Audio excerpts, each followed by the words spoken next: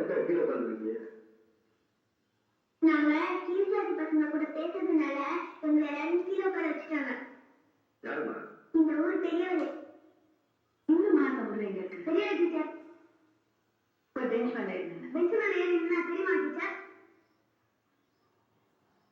நீ போய் ஏறி நின்று எட்டி பாரு. உனக்கு தெரிஞ்சுன்னா என்கிட்ட சொல்லு, நானும் வந்து பாக்குறேன். சரி டீச்சர்.